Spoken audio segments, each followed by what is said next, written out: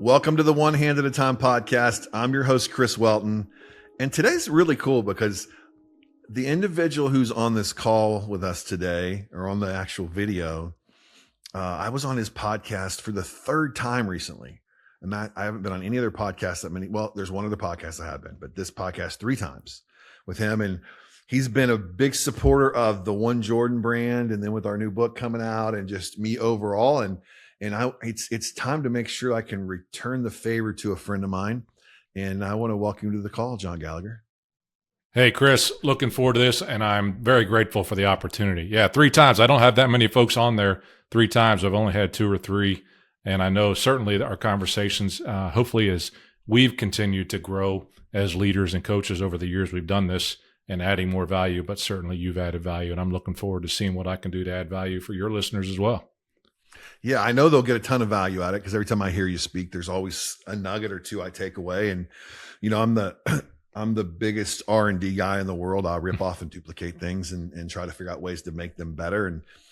And I always use that acronym CAT, change, apply, and teach. So anytime I listen or read or watch a show or whatever it is, or have a conversation even, I want to see what I can change, what I can apply, and what I can teach. And these podcasts are meant to help people stretch a little bit, grow a little bit, and introduce them to people they would have never met without this show. Okay. So absolutely, we're going to make sure you guys have plenty of ways to connect with John when we're done here today. But the big deal today, the big thing is this book. Tell me about your book. Like what's first of all, what's the name of the book today? Yeah. 8 Common Practices for Uncommon Leaders. And, you know, inside of that book, really, there's nothing there because they're called common practices, nothing inside that book, to your point, the CAT, or we're sharing that we haven't learned somewhere else. Fact is, I listened to your podcast the other day with Todd Duncan and talk about taking a voice back and going back and pulling out my Time Traps book in terms of in high trust selling, 2 books that made a huge impact on me early on in my leadership career and inside of consulting and spaces like that. But what I love about the audio side is it can be there. The book itself, I was one of the perfect authors that talked about I needed to write a book someday, or I was going to write one soon. And I was sitting at a conference in November 2025 after being challenged by a Marine Corps author as well to run a Spartan Stadion race next to her. And she basically said I was worthless and weak if I didn't do that. So I did that on a Saturday. And then Sunday, the host of the conference says, you know, you guys be worthless and weak if you don't write your book coming out of it. So I made that commitment right then. I put a stake in the ground and made a commitment that someday had to happen. And it got here. It took, you know, just a little over 10 months to put that book together. It's got, you know, whatever that is, 57 years of stuff inside of it in terms of stories and things like that. And I could only fill about 130 pages with the first one. So, you know, we got a lot more pages to talk about, but I'm pretty excited about the first one coming out anyway. If you're going to be like John Maxwell, another person we both talk about often, who's written 92 of them, I guess you got to write one before you can write 92 of them. So let's see where we go. Yeah, let's talk author stuff real quick first, then we'll go into the book. Cause I always wonder, like, you know, man, I had such anxiety about my first book that no one was going to buy it. People were not going to show up for me. It was going to be, people were going to laugh about it, throw it in the trash and do all these different things, because I'm not a writer. I mean, I guess you would categorize me as a writer now, but like before that, I was not a writer. Like I'm a 3-word, 5-word response email guy. Like I just am not a guy who writes paragraphs or things. I'm just curious, how did you get your mind turned onto, hey, I'm going to be an author and I'm going to make sure I follow through with this? No, it's so funny. I mean, because actually one of the chapters in the book, I mean, the kind of the theme of it is don't believe everything you think. I'm sure that's what kept me from writing it for a long time, that there was a worthiness factor of you're not worthy to write a book. All these other authors are really good. And why would they want to hear from you? But, you know, the piece of that got there for me outside of that inspiration is I didn't need 1 million people to buy the book. I frankly don't need one, but I wanted to document my story. I mean, the fact is I've been writing a weekly newsletter for the last 6 years, 276 in a row every Friday. That's come out an average of 500 to 700 words each week. I got enough in there for 5 or 6 novels that I've already written inside of that activity, and I don't have millions of followers or that. Is it? So I had always had not always, unfair. 1998, I was given my first book. You're talking about authors, John Maxwell, The 21 Irrefutable Laws of Leadership. I didn't know how to spell leadership, and I certainly didn't want to read books as a young leader, but I had a mentor who took me through that. And after I read it, I was hooked. And I said I wanted to have an impact like that book could have someday. Well, 28 years later, it's coming out for the first time. And I think it is going to have an impact. And if it's an impact on 1 or 2 people, fantastic. If it doesn't become a bestseller, that is what it is. I can hope that it does. But I got tired of believing myself that I wasn't worthy to do it. And I had made plenty of encouragers on the other side telling me they were ready. Yeah, my wife's like my number one fan and support system. And I can't tell you how many times she pushed me back into my office and said, go finish the book. I got to the end and told the publisher we weren't going to do it. Like I was done. And then a few weeks later, I finally sent it over and I said, okay, let's go. Let's deliver it. Because we were supposed to come out in October. We didn't deliver till February. So, and that was 100% me. It had nothing to do with them. Nothing to do with them. They were on time. They're ready to go. And as I write my second book, as I finished it, we're going through the final, like literally I got an update today that the manuscript is finalized and it's being formatted and those types of things. The process was a little bit easier, but this book took 18 months to write compared to like 4 months, the first book. So a lot different. When you say you want to impact, I feel like that word is sometimes washed down a little bit. Like I think that people use it when they don't know what to say, right? Like it's become this, my word of the year is impact. Like, okay, well, who do you want to impact, right? So I'm just curious, with this book in mind, who was your ideal person that you wanted to impact with it? Yeah, there's 2 people, and really it surrounds my business as well that exists. And I'll go back to 2003, sitting in a fishbowl conference room, receiving my performance review from my boss on really the first top leadership position I was in. And I say fishbowl was like two of the walls were glass, so people are walking around. It's a big conference room, mahogany table on the inside. People are walking around. They can see me. They know what's happening because this guy doesn't come in all the time. I'm getting my annual performance review. They knew it. And I remember sitting through that performance review. Now, the scale is 1 to 5, 5 being tremendous, 1 being dog meat. You should never get a 1. And that performance review came out at a 2.3 on a scale of 1 to 5. And like, I was floored. Not in a bad way, though. It was the first time I had said, ultimately, that I need help. And I remember those are the first words that came out of my mouth after he was done. Look, there was nothing he delivered that wasn't truth. And there's nothing he delivered that wasn't out of love as well. But I knew at that point, I didn't know what an executive coach was. I knew at that point I needed help. And I slid a CD across to him from this company, Building Champions, that said, I just learned this last week at a conference that I was at. I'd love you to consider it. And that leader made that investment for me. So those 2 people that were in that room are the ones that I help with my book, anything that I write, and any podcast that I'm either on as a guest or I bring a guest on, are those 2 people, the one that received that feedback and knew that he could do better and that he needed help. And the second one was the one who was giving that feedback and teaching them that leaders need to be able to deliver feedback with truth and with grace and love. Absolutely. Those are the 2 people I want to help with the book. Oh, by the way, those 2 people aren't just executives, okay? They're parents, they're friends, they're spouses that have to give feedback and receive feedback on a regular basis to grow. So, yeah, and we can mention your coach's name because I know him, Raymond. He's a legend in the coaching space. RG. And those of you who've heard me talk before know that my first ever coaching company I worked with was Building Champions, and I used an American Express to pay for a year of that I didn't quite know how I was going to pay off back in 2006. So, and it's funny because coaching, I was an athlete, so coaching was always part of my life, but not in the business world. So here you are great job, first of all, John, on swallowing your pride, because a lot of leaders would have fought that, right? Like argued with that, told them all the things that they were wrong about. Because that's probably what he got the last 3 times he did a review with other people was arguments. So instead, you gave him, hey man, I need some help. And how did that evolve your career? I'm like, when you started being coached? Oh gosh, it was rocket ship. So again, you know their process. I go in to my first coaching session thinking, here we go. Let's talk about business. Let's understand how I get my revenue and my margin in line. Let's do this. This guy's going to help me get to that level. We spent 6 months and never talked about the business metrics. We spent 6 months on me and who I was. And again, you know this process, the life plan was the thing that really was the transformation. And the first exercise, one of the most humbling exercises you could ever do, is to write your own eulogy. Oh, so yeah. again, I was thinking about that this morning. Yeah, you go back and think about impact.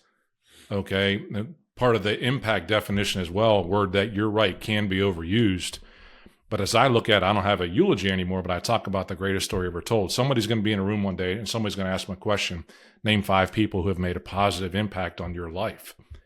And someone's going to write your name down on that list. That's the greatest story ever told. So the intentionality of impact is, how do I be intentional and create that, knowing I may never know who that was. Yeah. That's that piece of impact. But that's what I started to learn about coaching as well, that it wasn't just about the numbers or the results, but it was also about behaviors and life. And I'll stop short of saying balance. I'm not a big fan of the word work-life balance, but understanding that your faith and your friendships and your relationships with your spouse and your kids were actually more important than the results that you get inside of your business. I often refer to it as juggling balls. I mean, the rubber ball of the job will bounce back up, but the relationship with spouse or kids is a glass ball. It's going to break if you let it go too long. And that was the transformation. I got to recognize where I was missing in those relationships and how much impact that was having on my business performance as well, and the results that were there. Ultimately, we became the top performing division over the next 3.5 years. Is it just because of coaching? I don't think so, but it's the habits and disciplines that came out of that as a result. Yeah. You know, when I look at that and hear what you're saying, I live a life of what I call perfect imbalance. So today is a day where the family's not going to get a whole lot of me because I have 9 calls and a podcast and a couple other things later in the day. They're just not going to get as much out of me as they're going to tomorrow because I only have 1 call and a coffee meeting. So the business isn't going to get much out of me. So I look at it on a day-by-day basis instead of trying to create, I'm 51. No, like I look at it that way, and it's helped me a ton. But I think one of the biggest things that helped me too, John, as I got older, is understanding I used to build my life around my business, and now I build my business around my life. Love that. So major decisions come first on, I call it the Christmas tree theory. I make decisions based on how it affects the people I sit around a Christmas tree with on Christmas morning before anything else. Yeah, right. Love that. So less travel, less speaking gigs, because it affects my little 2.5-year-old son differently. Right. Like I want to be here. I want to be at home with my wife more. So I make decisions based off that. And the first thing I had to do was give up the scarcity mindset that I was going to lose clients or lose revenue. And what has happened is I have more clients and more revenue than I can shake a stick at because I live my life the way that I say I'm going to. Absolutely. Yep. Right. So when we talk about the frameworks of the book, you know, everybody wants to talk about frameworks, but the frameworks of the book. Can you break down the 3 frameworks of the book for me? Yeah, well, let's talk about ultimately even the foundation behind it as well. So the original title is going to be the 4-9 principle based on Philippians 4:9. Let's go back just a little ways. And Tommy Newberry, in fact, that book that sits right there, those on YouTube, that yellow book right there, wrote the 4-8 principle. One of the most impactful books that I've really read in my career in terms of understanding that the way we think, our mindset, is so important. And Philippians 4:8 will ultimately say, whatever is true, whatever is noble, whatever is right, whatever is just, if those things excellent or praiseworthy, then we should think on those things. And many times that thinking is where leaders get stuck, though. And I just felt that the Philippians 4:9 which ultimately says, whatever I've taught you, whatever I've shown you, whatever I've modeled, put those things into practice, and the God of peace will be with you. And so we have to take these things that we think on and reflect on a regular basis. We got to put them into practice if we're going to bear fruit like we want to bear fruit in our lives. And that was the foundational verse, if you will. We chose not to use the 4-9 principle because of some of the other books that have been used and written with the 4-9 principle, and with that title often was already held. But the 8 common practices, the word practice comes from that verse 4-9. We got to put it into practice. And so you think about those things right off the bat. I mean, chapter 1 is do hard stuff. Okay. Oftentimes, and you know this, I've watched your journey in terms of the things that you've done from a physical standpoint, the things that you've overcome with regards to your limb differential that you don't use, because the fact is, who's going to do a high rocks the way you did it? Okay. So yeah. I don't have to tell you about doing hard stuff. But the idea behind that was born in a conversation I had with 4 other guys who were accountable. We're like, hey, we're doing some workouts and things like that, but what are we going to do? And I remember doing a search, and I came up with the Spartan race. They said, let's do that.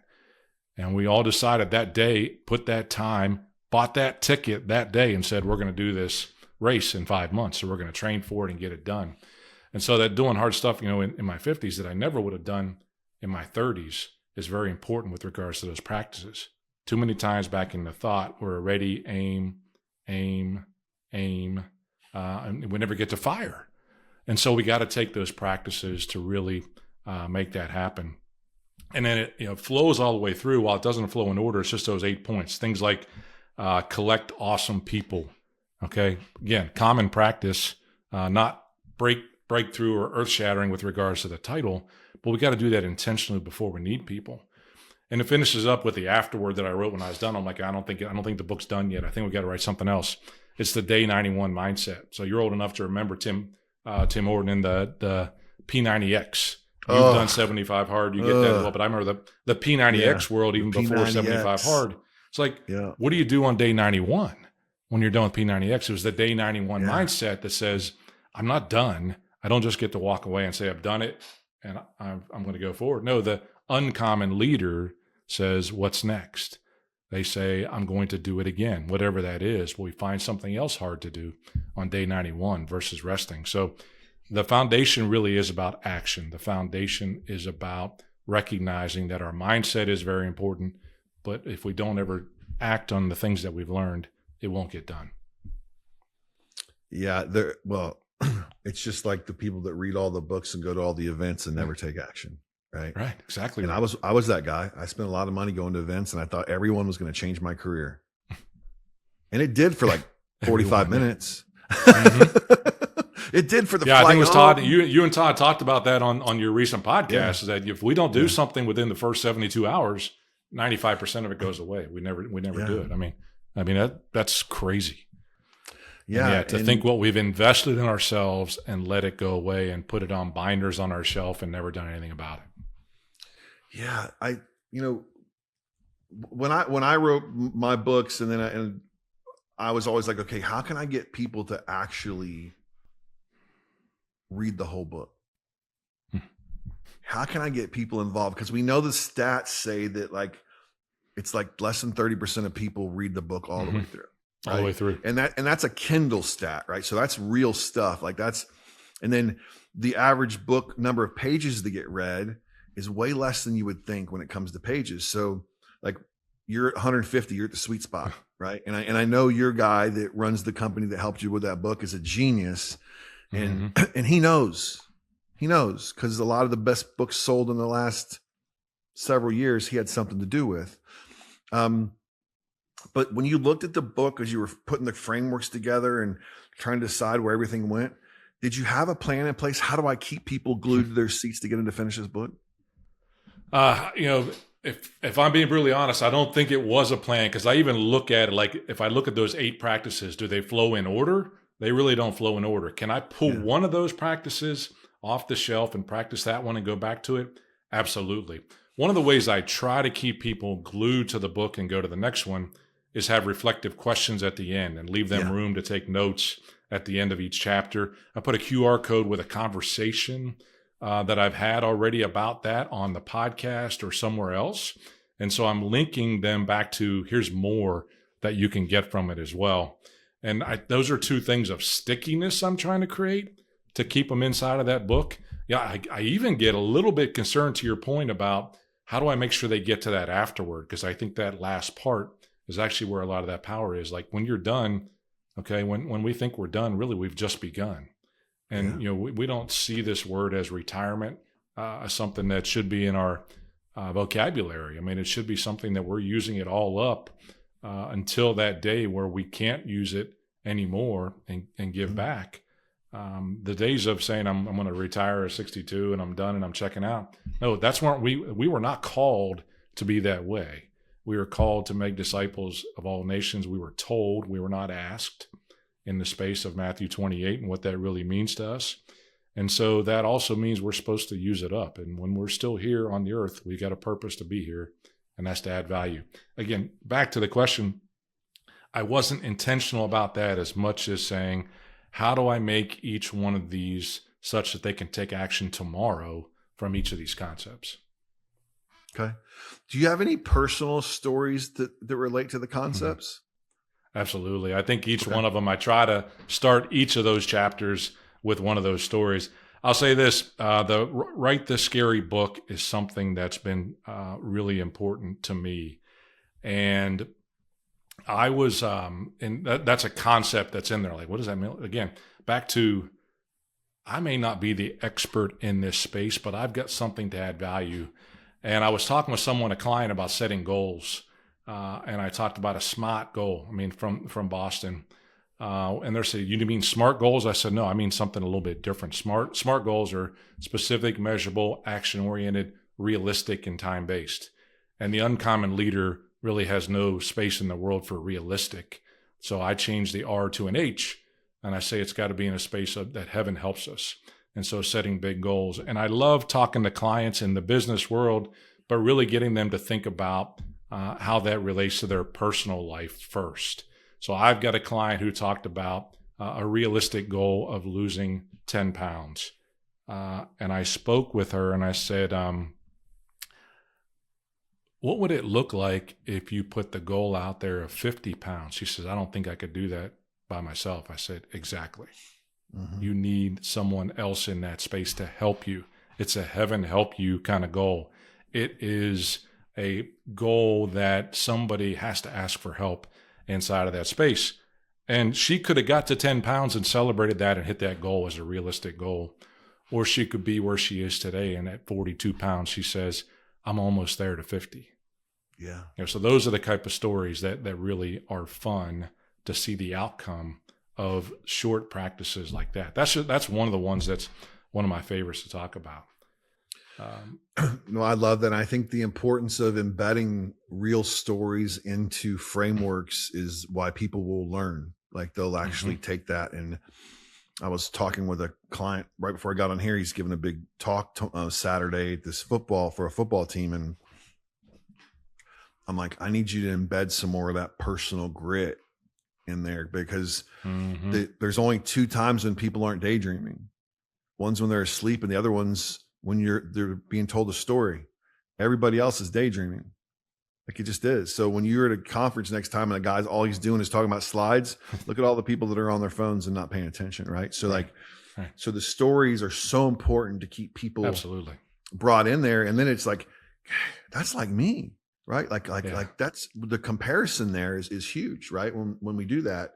Well, that's the key. You got to connect them to the story. You got to put them inside of that story, because if you don't, you're right, you'll lose them. They'll start thinking about, oh, I need somebody else to do this, and they're the ones that need to read this, not me. You got to bring them into the story so that it impacts them. Absolutely.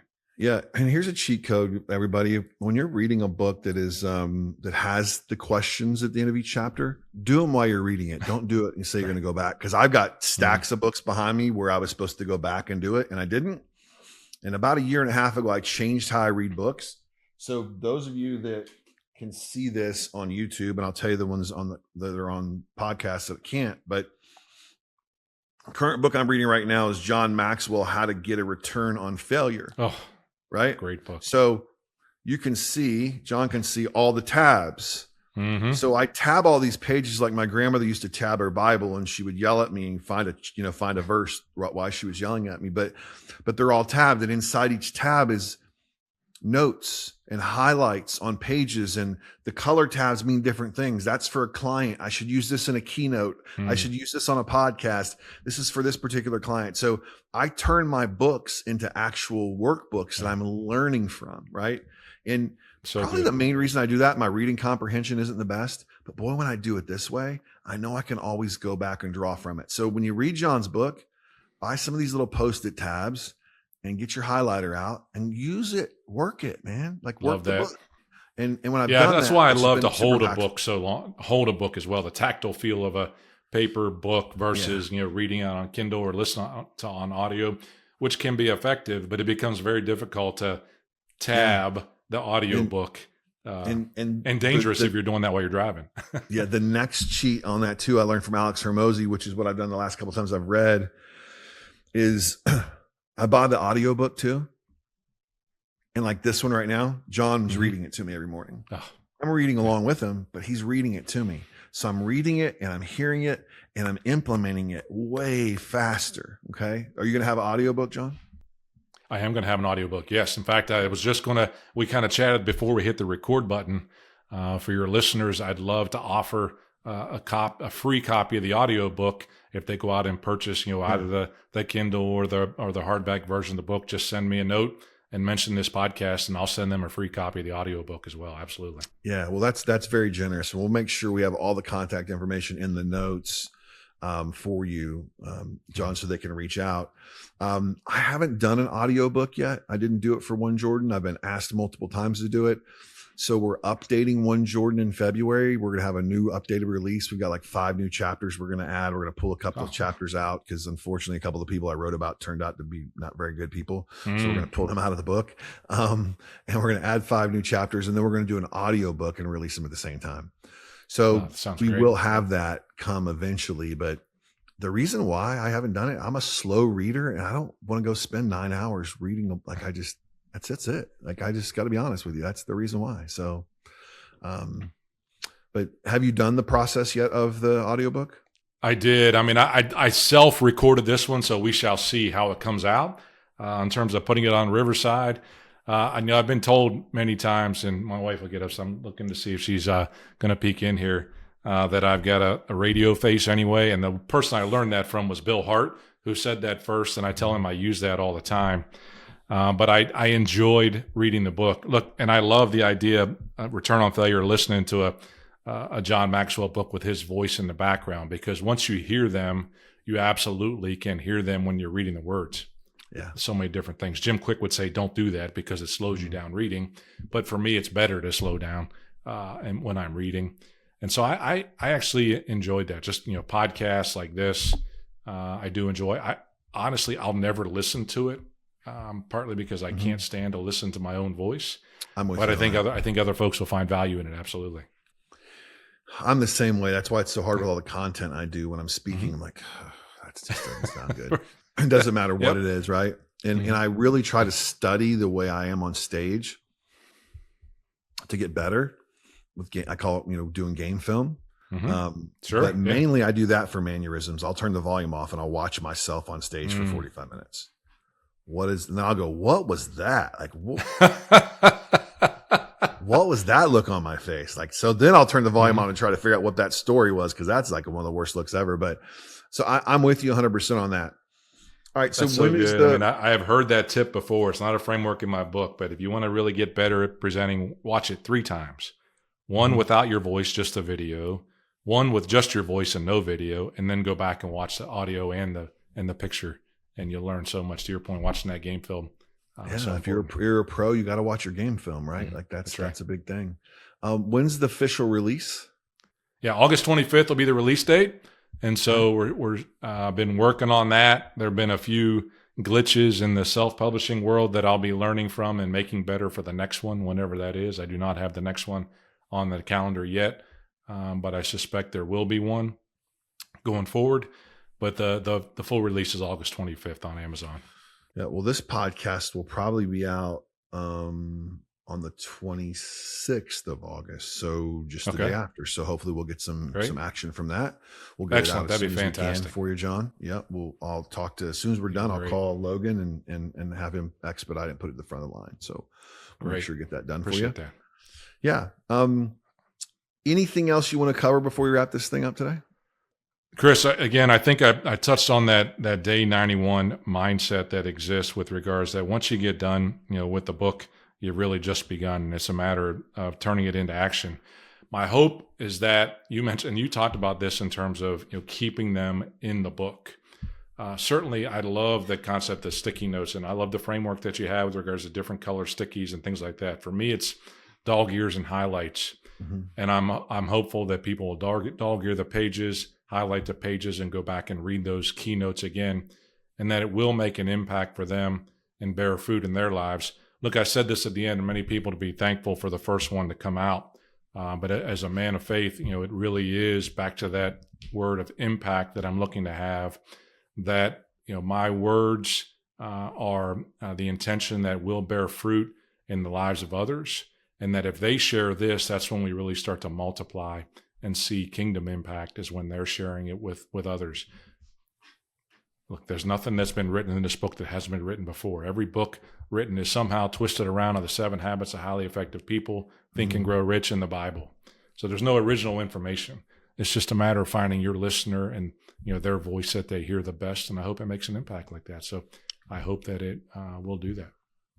I'm confident that it will. I cannot wait to read it and share what I think, for sure. But if someone wants to get in touch with you, whether it's listening to your podcast or more information about the book or what other services that you provide, what's the best way to do that? Yeah, I love that. Thanks again, Chris, for the opportunity to share about this on your podcast. For more information on the book, 8commonpracticesbook.com is the website there. You'll find the information and links to purchase it. Certainly you can go directly on Amazon and do that search as well. For me, CoachJohnGallagher.com is my website. It's got my social media. I'm most active on LinkedIn and Instagram. It's also got links to the podcast, the Uncommon Leader podcast. We certainly should put a link to your episode in that, and so that folks can hear our conversation, as well as subscribing to the Champions Brew newsletter that comes out every week. Ultimately, it's just a drink that a newsletter that has some leadership tips that you can ultimately consume with 1 cup of coffee on a Friday morning as it comes out, and help you get your day started. So it's a lot of fun. Yeah. Well, thanks for the work you're doing and pouring back into people and working every day to be a difference maker, because we know we need them, right? We know we need them. And yes, sir. And thanks for being so receptive to being coached 23 years ago, because I got a feeling your life would have taken a lot different journey if you hadn't done that back then. Yes, sir. Absolutely. All right. Thank you, Chris. Best wishes. Again, pleasure having you on again, John.